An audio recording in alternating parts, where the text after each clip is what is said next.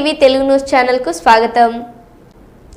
Nagarjuna Sagar crust గేట్లు ఎత్తి నీటి విడుదలకు సంబంధించిన వీడియోను వీక్షించండి. ఎగువ నుంచి వస్తున్న వరద ప్రవాహంతో నిండు కుండలా మారిన నాగార్జున సాగర్ జలాశయం నీటిని విడుదల చేసిన మంత్రులు ఉత్తమ్ కుమార్ రెడ్డి, అడ్లూరి లక్ష్మణ్ కుమార్ ఉన్నతాధికారులు. అత్యంత విశేషమైన విషయం ఏమిటంటే 18 ఏళ్ల తర్వాత తెరుచుకున్న క్రస్ట్ గేట్లు.